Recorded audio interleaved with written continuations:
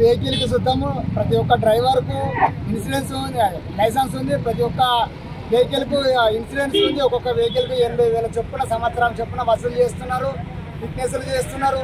ఇవన్నీ రూల్స్ పాటించిన తర్వాత చూద్దాం ట్యాక్సీలు వేస్తున్నారు. 3 నెలలకు ఒకసారి ఈ ట్యాక్సీలు ఇవన్నీ కట్టుకుంటూ చూద్దాం, టోల్ గేట్ చిట్టీలు ఇవన్నీ చేసుకుంటూ చూద్దాం. డ్రైవర్ మీద అన్యాయంగా ఈ శిక్ష విధించడం కరెక్ట్ కాదు. మేము లైసెన్స్ ఉన్న డ్రైవర్ల ప్రతి ఒక్కరిని మేము పాల్గొని మా లైసెన్స్ ఉన్న డ్రైవర్కు దేశం తరఫున మాకు కేంద్ర ప్రభుత్వం ఇచ్చిన నిర్ణయాన్ని వెంబడే రద్దు చేసుకుంటూ మాకు ఇలా భారత ప్రభుత్వమైన మీకు పౌరులకు మాకు అందరికీ సహకరించి ప్రతి ఒక్క డ్రైవర్ను సేవించాలని మేము కోరుతున్నాం కేంద్ర ప్రభుత్వాన్ని. నా పేరు పెంబర్తి రఘుపతి.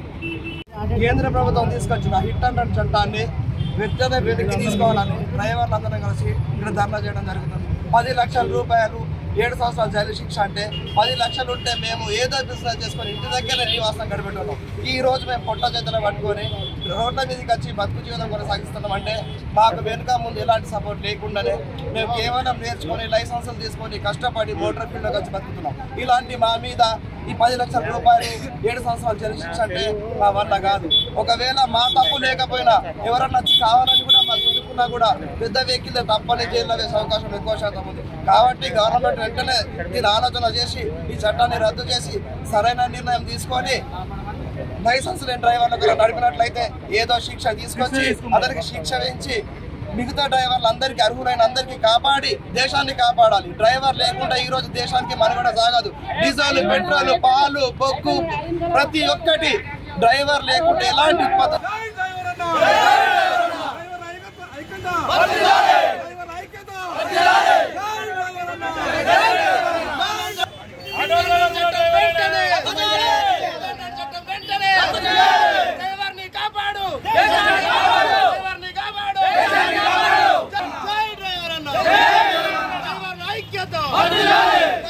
ఐక్యత